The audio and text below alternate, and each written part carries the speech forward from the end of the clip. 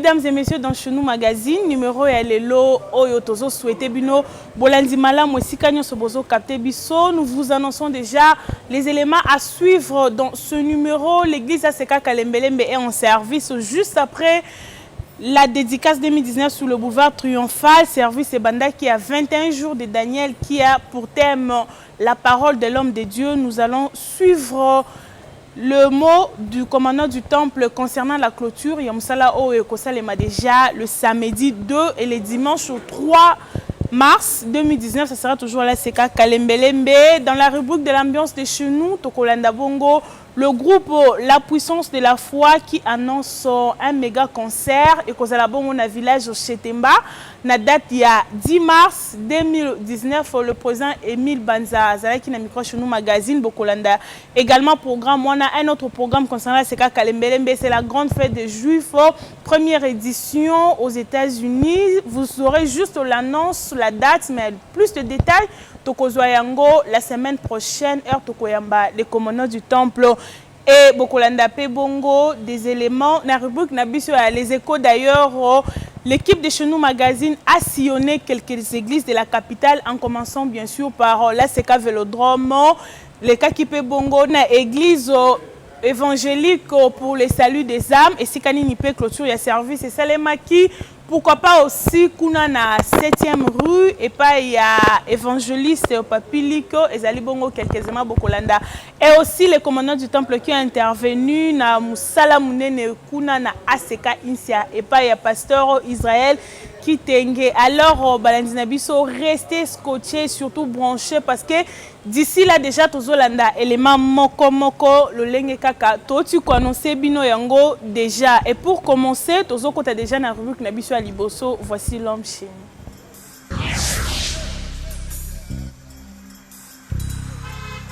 Toza déjà na rubrique ya liboso voici l'homme chez nous, c'est tout le programme de la Seka Kalembelembe donné en détail avec toutes les précisions possibles. Ndenge na Kibino au départ, la Seka Kalembelembe était en service depuis le lundi 11 février. Service moko il y a 21 jours, ezaki donné 21 jours de Daniel thème ezalaki la parole de l'homme de Dieu. C'est aussi un service qui est en cours. Clôture Nango et Kosalema le samedi 2 et le dimanche 3 mars 2019 à la Seka Kalembelembe. Mais bien avant cela, pour besoin au moins idée à maté à Oyo façon ezopé samato landa bongo extrait ya enseignement Oyo ezalaki na culte ya dimanche 24 février 2019 avec le commandant du temple dans la parole de l'homme de Dieu.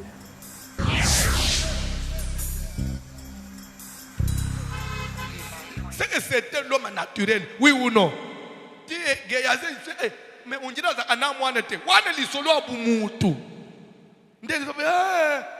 c'est vrai, vous avez raison. Depuis c'est qu'il n'y avait pas de prophétie, oui ou non? C'est qu'il n'y avait pas de signe l'éternel, oui ou non? Benga yekas. Lero ba bengi mama. Nzambe na zo salela. Apesa yo mwana aneto zoya. Pe mama na biko sangaite. C'est qu'il n'a bumutu. Mais parce qu'il était homme de Dieu, parce qu'il a parlé, il a engagé le ciel. J'engage le ciel, n'échoue pas dans ta vie. J'engage le ciel, que les portes du monde vous soient ouvertes. J'engage le ciel, que mon Dieu vous amène dans la gloire. Tu veux échouer, pourquoi? Parce que Jésus n'a pas échoué. Tu veux échouer, pourquoi? Tu veux mourir trop vite, pourquoi? Parce que Jésus a vaincu la mort. Tu demeures stérile, pourquoi? La parole déclare dans ma tribu pas de femmes stériles.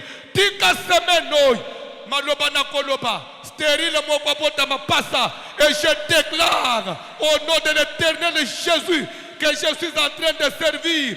Je suis, on est là au mois de février. Tito comme février, il y a 2020. On a nama passa na maboko na yo. Et dans la combat moko azome mabana. Année prochaine na février na opambu la bana. Tika avant comme na saison. Il y a l'année prochaine. Zamba ko chona libala na yo. Vina yo fungwama. Oye kangama ke fungwama. Oye kufakia sekwa. Je parle à ma parole. Zambano Kotayo Nase, à Tombola yo, à commission un homme de distinction, une femme de distinction.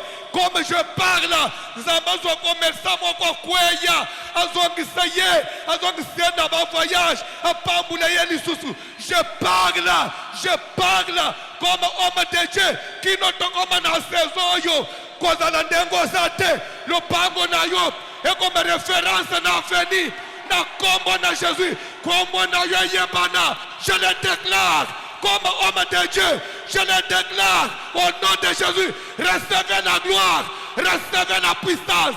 Je vais vous dire quelque chose. Élisée est allé plus loin jusqu'à consulter son serviteur. C'est que Basari Nanzambe pe bayoka kabatu.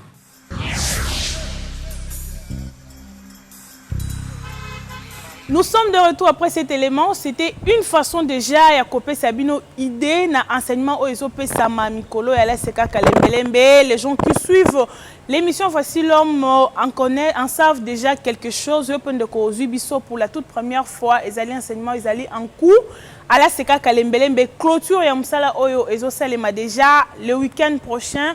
Le samedi 2 et le dimanche 3 mars 2019, Tolanda Bongo, Yemoko le commandant du temple qui était au micro de Chounou Magazine pour lancer mon sensibilisation concernant Moussala Oyo.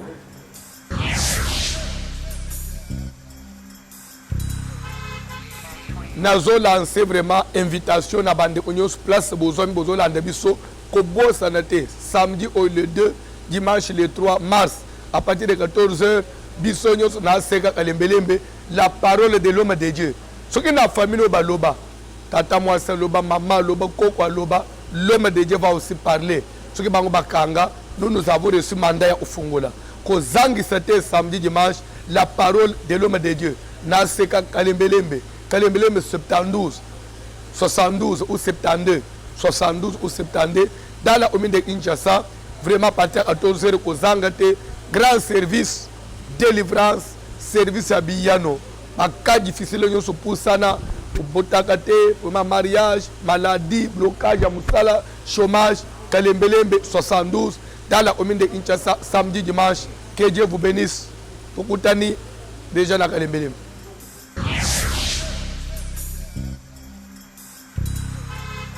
Le message est bel et bien lancé par le commandant du temple. Nous ne pouvons qu'insister là-dessus. Ces grands services qui interviennent juste après la dédicace de l'année 2019. Toya Ebele Bissonyon Sona Aseka Kalembelembe à partir il y a 14h30 les samedis. Ainsi que les dimanches pour clôturer ces services. Et c'était une recommandation de Dieu sur le boulevard triomphal. Il y a que Moussala Oesalema pour Banananzambe capter sous une grande bénédiction pour cette année 2019 et une façon aussi de demeurer dans la présence de l'Éternel pour cette année 2019. Le Lengeka Tobandi Angonanzambe qui nous accorde encore sa grâce. Il y a que to cheminer naye, pourquoi pas aussi to soukisanaye. Na lolenge ya malamu mingi nde objectif makasi pe ya musala oyo vraiment boya ebele papa mema ba famille maman tokutana biso nyonso la Seka Kalembelembe le 2 et le 3 mars 2019 pour na clôturer les 21 jours de Daniel. Et en ce qui concerne aussi un autre programme toujours de la Seka Kalembelembe ezali bongo annonce il y a la fête de Juifs première édition à niveau il y a États-Unis précisément à Dallas. Date déjà ezali connue et kozala du vendredi 5, le samedi 6 et le dimanche 7 juillet 2019 Nangamouya États-Unis première édition la fête de Juifs aux États-Unis. Bon comme a déjà na agenda na bino mais pour plus de détails concernant cet événement comment adhérer, comment c'est l'enregistrement pour les gens qui veulent aller participer. Les commandants du temple la semaine prochaine déjà pour Naemoko appeler ça plus de précision et je crois cette fois-là vous allez déjà na adresse et pourquoi pas ba fiche déjà ya Moussala Oyo pour Nabomona que c'est du sérieux, ce n'est pas une mince affaire. Préparez-vous déjà peuple de Dieu à participer à la grande fête de Juifs Dallas première édition. Et pour clôturer déjà, na rubrique Nabiso ya Voici l'homme chez nous. Tozo Zabongo, le programme de la Seka Kalembelembe qui reste le même pour la semaine du lundi à vendredi, Kobanda 10h, ti na 12h culte bongo ya combat ezalaka du lundi à vendredi de 10h à 12h culte ya combat et tout le soir du lundi à vendredi de 16h à 20h culte pe enseignement ezali wana et na butu de minuit 30 à 3h30 bavé de prières pe ya makasi o déjà tozo benga prière de nuit, toujours avec le commandant du temple et toute l'équipe des serviteurs de Dieu. Au Bazalakana Manae pour nous cautionner comme ça Nzambe et Bandeko pe baebi déjà tous les mardis, jeudi et vendredi, je répète, tous les mardis, jeudi et vendredi de 12h30 à 14h30, donc au plus tard 15h juste. Programme ezali wana il y a l'approfondissement de la délivrance et si kani pe maté pe samaka en profondeur. Na ba séance pe ya question-réponse pour affermir toujours qu'on dit un peu qu'on ça sous connaissance à ce qui concerne la délivrance et tout le lundi et mercredi programme ezali bongo ya le bon combat ezali ba prière intense chaque mercredi et vendredi de 12h30 également à 14h30. C'est là l'essentiel du programme de la SECA Kalemelembe, sans oublier la clôture du service qui interviendra le samedi 2 et le dimanche 3 mars 2019. Sans plus tarder, tous les Kassiko, on a deuxième rubrique nabi sur l'émission Boebi, l'ambiance des chez nous. L'ambiance de chez nous est une rubrique réservée spécialement à tous les musiciens chrétiens et Zalabao et Aseka Kalembelembe et pourquoi pas aussi tous les musiciens et Église Corps du Christ. Et plus spécialement aujourd'hui, Tozo Landabongo louange, il y a groupe La Puissance de la Foi. Pourquoi? Parce que ce groupe est un méga concert. Nous déjà na annonce et que ça bongo na village Chetemba, kuna na commune ya Gombe. To landana nous extrait et louange Oyo avec le groupe La Puissance de la Foi et juste après ça, le président Émile Banza était au micro de Chenou Magazine P. Apesaki plus de précisions concernant ce grand rendez-vous.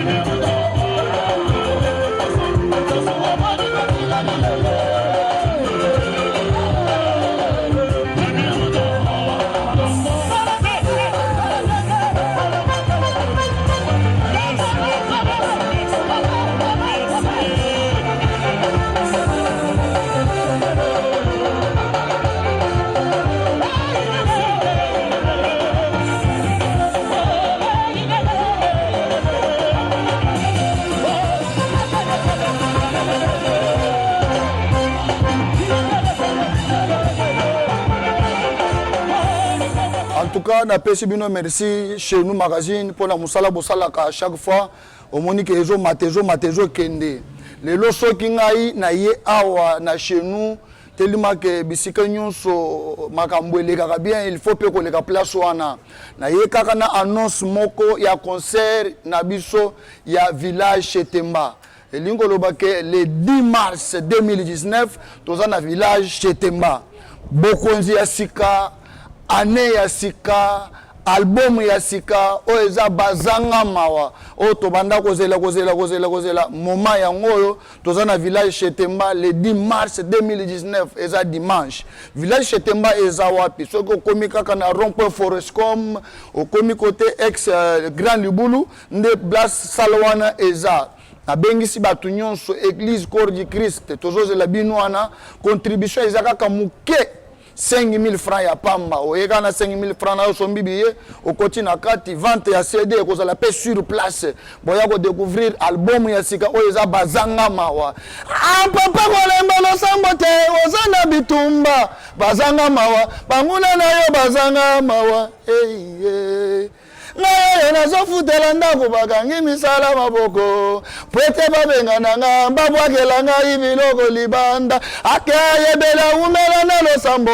po banguna no bazanga mawa banguna na yo bazanga mawa en tout cas boya boko vivre album yasika bazanga mawa tokobeta pe répertoire ya mwaka la tozongi mwasi mwa ndamo vraiment ekozala bien soki bolingi bozwa biso pe na contact na biso 097 15 15 777 na zo bandela 097 15 15 777 bokozwa biso facilement ba billet ba invitation est déjà disponible vraiment tozo la bino le 10 mars na village chez Temba non tokozala na ba intervenant muke kaka soki bakoleka ebele bakozala 3 mais parce que toko yemba biso moko te bakozala wana kaka pona ko fongola moi terrain biso moko il faut tokota concert vraiment tokota avant soki oye déjà ba 17h30 okokota biso to sito décoller déjà toko yemba vraiment ebele parce que talaka tokomi déjà na ba répertoire ebele eza na ba répertoire ya album ya Chibingu Ndongo eza na répertoire ya bazanga mawa pe eza na répertoire o ya kala tango tozala vraiment ensemble nyonso il faut to beta yango il faut to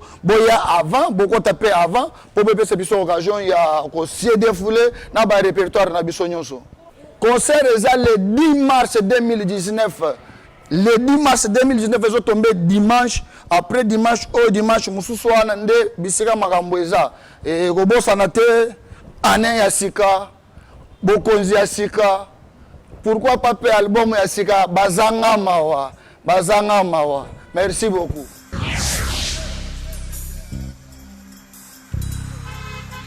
No comment, comme le disent les anglophones, Tolandi Bongo, président Emile Oazali, président du groupe, initiateur ya Musala Oyo, message toko Kobaxizali, juste ko beng salibota na Nzambe. To abisonyon soto kuta na village chez Temba le 10 mars avec le groupe La Puissance et la Foi parce que chez nous magazine peut kozalawana na tina toujours ya kosala musala et pourquoi pas aussi na part na biso to tombo la pe Nzambe.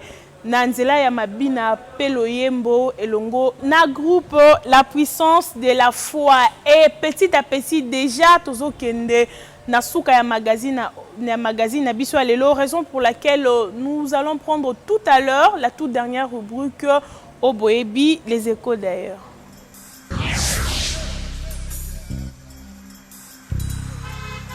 Tozana église évangélique pour le salut des âmes et pas ya pasteur Steward Longoli et Sikani Ninada toujours il y a le dimanche 24 février 2019 ba clôtura qui paie service Mounene Bazaki nango une grande convention nationale pour le salut des âmes convesa na mukuse ndenge ba nomaki yango. Et clôture n'a intervenu qui, bon, comme je le disais tout à l'heure, le dimanche 24 février 2019, juste après cet événement, il était au micro de Chenou Magazine. Et je vous rappelle que Tem Yamsala Oyo Ezalaki l'apostasie.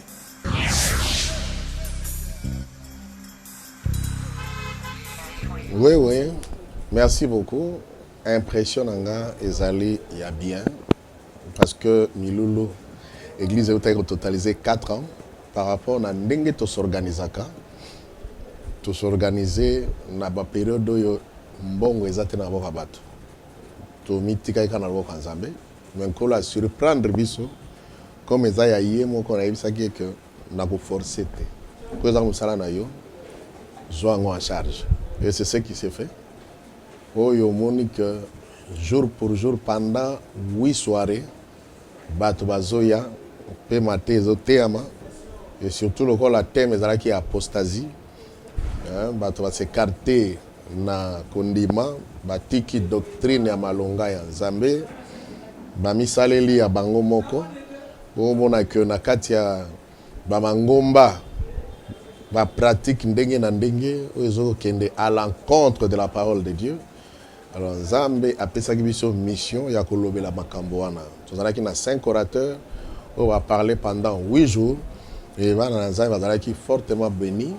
Mais est-il que DVD Zali, tu peux mettre à la disposition et bande comme sous pour que balanda matea mais l'impression ngai ezaya kitoko lisusu parce que Nzamba soutenir biso ezala ba paya bango moko ba monique non Nzamba na biso parce que ba matea makashi oyo eteyami awa selon ndenge bato alobaka eteyamaka bisika nyonso te il faut zala moto yo bengami na Nzambe parce que bato mosusu par rapport na ba intérêt ba nango par rapport na souci à siècle présent ba côté ya matea mosusu te pona nini po ba source de ravitaillement ko katana mais biso toyebi source na biso za Yesu c'est ainsi que tozotea oyo kolo apesi biso na kati na Biblia tozozongisa bato na kati ya malakisi ya nkolo tosala tozongela tondima oyo nkolo apesa biso parce que lelo déviation eza tellement ebele basali ya Nzambe bapengwi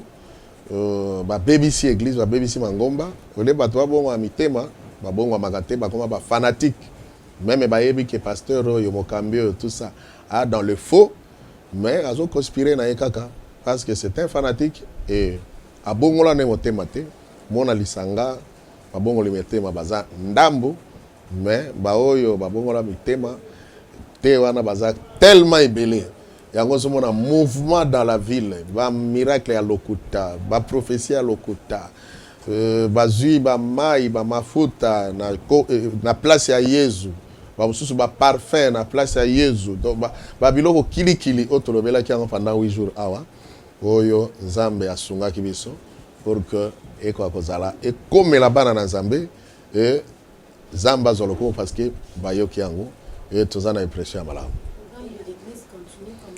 Église évangélique pour le salut des âmes et un croisement et avenue Kabalo Bokassa dans la commune de Kinshasa. Nous allons chaque mardi de 17h30 à 19h30. Chaque jeudi de 9h à 18h30. On est dans le culte de combat. Nous allons de 9h à 13h et de 14h30 à 18h30. Dimanche, culte et 5 Sarabatu Nyonso. Nous allons de 8h à 11h30. Nazo lancé appel dans Nzambe. Vous participez à un programme Nabiso, vous ne serez pas déçus. Jésus-Christ est au rendez-vous. Nous sommes seulement les canaux par lesquels Kolo Akoleka pour que Akutanayo. Mais rassurez-vous que tant Ezamabe, tant Ezali compliqué, bozongela Yesu. Bozongela Yesu parce que l'elona lobby, soko kufi, tu iras en enfer.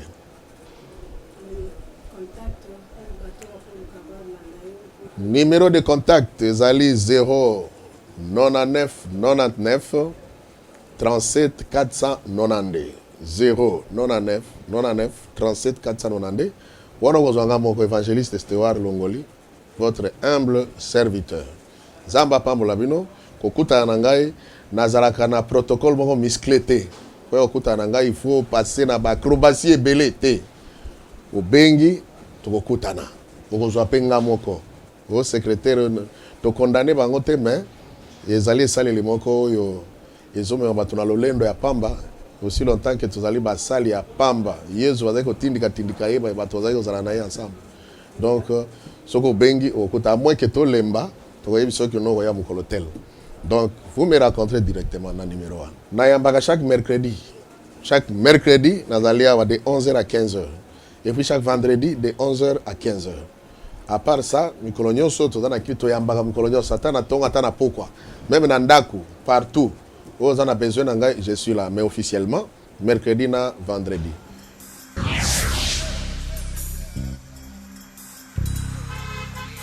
C'était là le pasteur Stewart Longoli Azaiki na micro à Chenou Magazine, un reportage signé également sœur Nana Masanka pour le compte de Chenou Magazine. Et cette fois-ci, tous en direction limitée na église Jésus-Christ au Mon Alliance. C'est pas ya pasteur Papiliko et Sikani Mkolo ya dimanche le 17 février 2019 à clôturer qui a un service qui na thème la sorcellerie inconsciente. Et je vous signale que thème Oyo Abimisa Nyope déjà na ouvrage Oezali déjà disponible, un bon livre sur la sorcellerie inconsciente pour na besoin nyonso ya livre oyo benga na numéro chez nous magazine topé landa numéro oya kopesa juste après son intervention.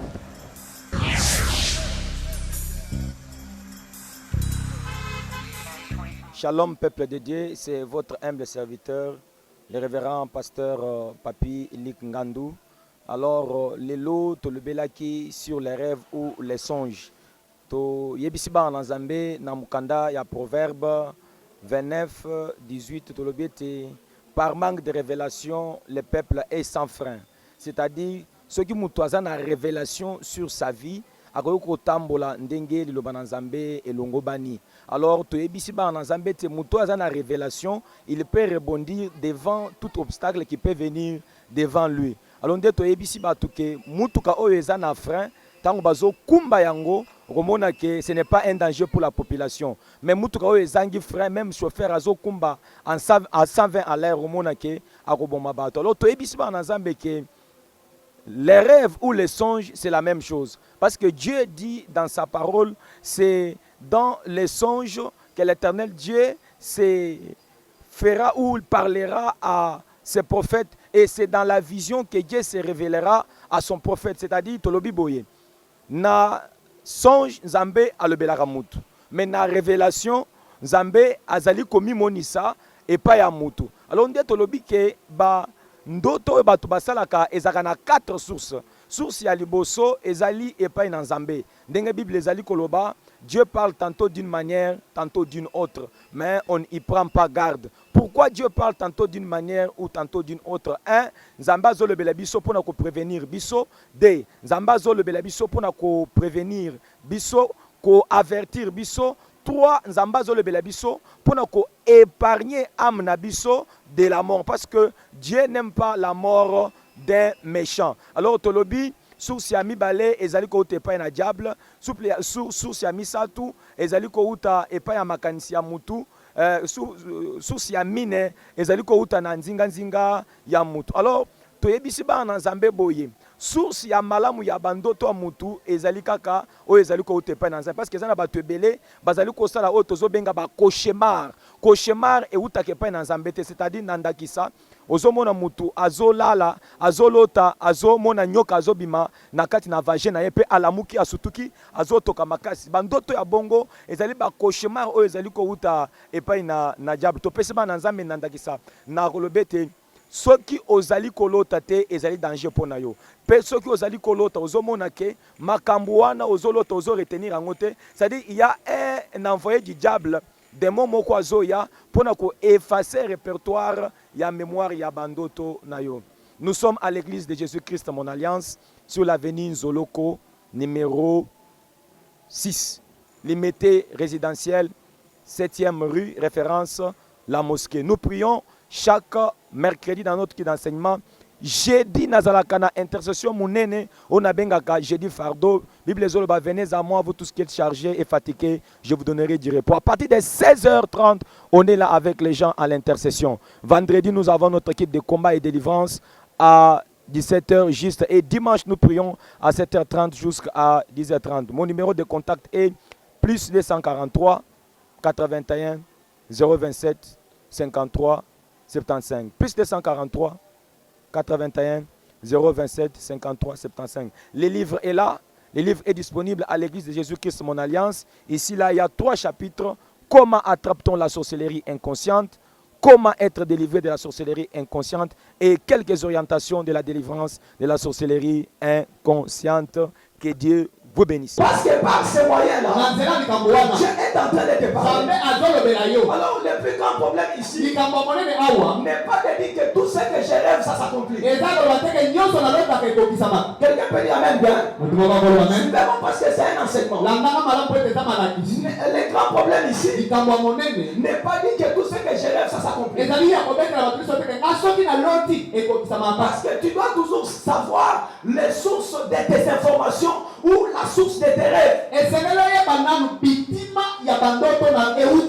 Souvenez-vous de cette femme-là dans le livre des Actes des Apôtres, le chapitre 16.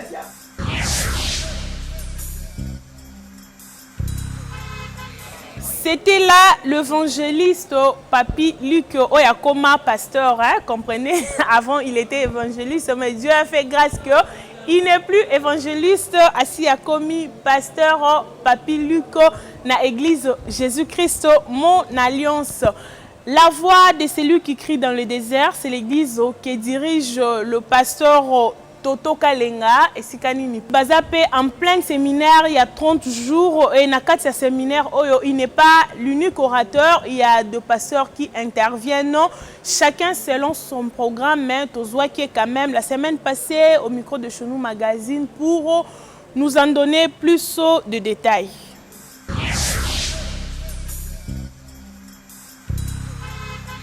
Awa Tozali na quartier des Bonhommes. La deuxième rue numéro 328, entrée Macrevette dans la commune de Matete. Ah, merci beaucoup pour la mutuna et pour la question. Toza na katina église chrétienne La Voix qui crie dans le désert. SVD en sigle. Et bongisi Milulu Oyo, il y a 30 jours, et bandaki banda le 3 février et aussi le 3 mars. Yangonde to bandaki milulu oyo na mama ya mutuya to thème nango ezali na Esaïe chapitre 14 verset 24 ezoloba que ezali prophétie ya Esaïe ezoloba que oyo nzambe akani pona kosala pona yo et kosalema, et ce que Dieu a décidé pour toi arrivera, et ce que Dieu a résolu pour toi s'accomplira. Yaone milulu to bandaki na bana na nzambe église mobimba tozali na kati na kokila pe kobondela, parce que nzamba zoloba que si quelqu'un est-il dans la souffrance qu'il prie, et Bible zoloba que ne vous inquiétez de rien, en toutes choses faites connaître vos besoins à Dieu par des prières et des supplications avec des actions de grâce. Yaoundé tozali na prière Nicolo Nyonso de 17h30 à 20h. Et puis de 0h à 3h du matin. Tobingi sakipe bateyi bauti libanda bateyi o wapi bazali na mbeki na mutu na bango to bazana liloba na nzambe kati na bango muteya liboso asilisaki pasteur Henri Losanganya oya Matete. Et muteya mibale auti kosi selelo o wapi évêque Josias yepe auti kosi selelo muteya misatu tozo bandana ye mukolo lendi na kombo na ye pasteur Jean Gol wazo kamba communauté munene na Livulu Lemba yangonde akobanda mukolo lobi lendi de 17h30 kino tokokeneti na dimanche et na butu nyonso de 0h à 3h ngai moombo na bino musali na bino ngade nazo kamba mabondeli de 0h à 3h na bakanyonso oye koki koyela biso ezaroza na malade silakate ezaroza na problème songolo ezaroza na problème ko zotongisa yo ezala motema no ezoka Yesu azana posana yo alobi ete venez à moi vous tous qui êtes fatigués et chargés, je vous donnerai du repos. Yangonde ezali programme mobimba ya mois mobimba février oyo toko clôturer ngo le 3 mars de 14h30 à 19h30. Oui, bande ko nyonso oyo ba yebi adresse te soki ozalaka na centre ville ozwi Kingasani ozokende Kingasani Kimbanseke Mokali okokita na arrêt de bonhomme akitisi yo entrée Macrevette na deuxième rue de bonhomme na première parcelle à droite omona banderole eza wana omona SVD eza wana baoyo pe bazota Kingasani bibisika nyonso baokende centre ville okokitaka na de bonhomme oke na ngambo ya Matete quartier de bonhomme na entrée Macrevette ne référence wana okiti otuni na deuxième rue nazoluka église chrétienne La Voix qui crie dans le désert oezo kambama na muumbu na bino na serviteur na bino le pasteur Toto Kalenga le bidézeur de la délivrance wana wapi Yesu aliko kangu na moko po Yesu ndaza lobiko Yesu ndaza nyonso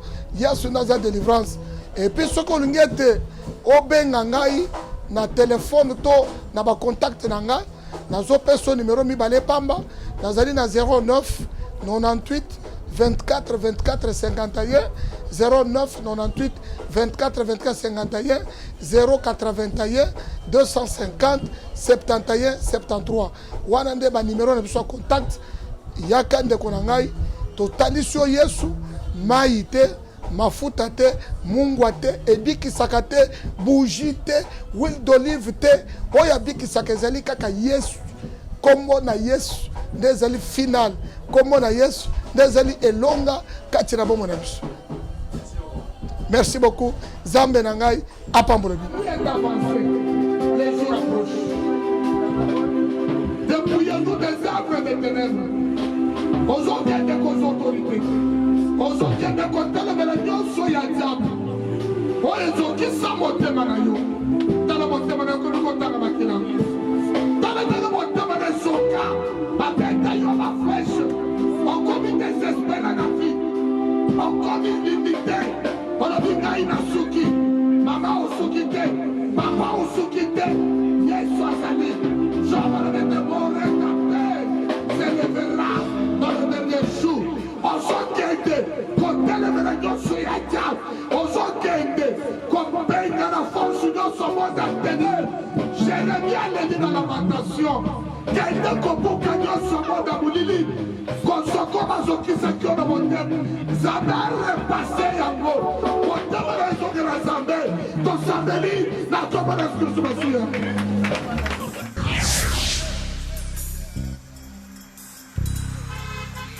Nous sommes de retour après cet élément. Mesdames et messieurs, comme je vous le disais tout à l'heure, je vous annonce la fin de Chenou Magazine pour Lelo, Tokutani Bongo, la semaine prochaine pour un nouveau numéro. Mais entre-temps déjà, au lundi biso sur la radio-télé, voici l'homme. Le lundi, retrouvons-nous déjà les vendredis à partir de 23h30 pour la rediffusion. Et je vous signale que notre chaîne YouTube est disponible. N'oubliez surtout pas de vous abonner massivement. Iskani Bokolanda, plus de vidéos où il est peut-être na télé, des émissions avec les serviteurs de Dieu sur différents thèmes.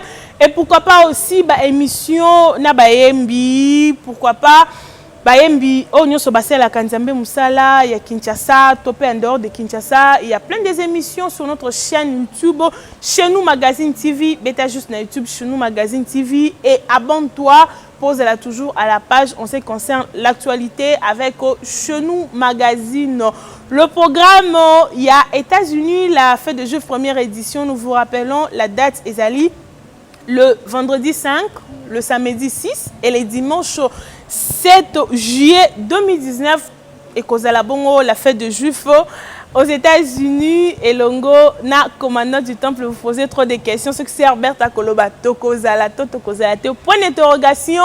Wana, Totike Libino, suspense, mais notez déjà à vos agendas, même Bandeko, besoin d'options à YouTube, Bandeko, ya Europe, na Suisse, Madame Caro, beaucoup m'a déjà rendez-vous na Papa Blaiso, Bandeko, ya Australie, Bandeko, ya Indo, vous qui nous suivez de partout, même les États-Unis, tous les États, au Bolandaka Chenou Magazine, beaucoup m'a déjà, c'est le 5, le 6 et le 7 juillet 2019, fête de Juifs Nadala, c'est une réalité, ça sera une réalité.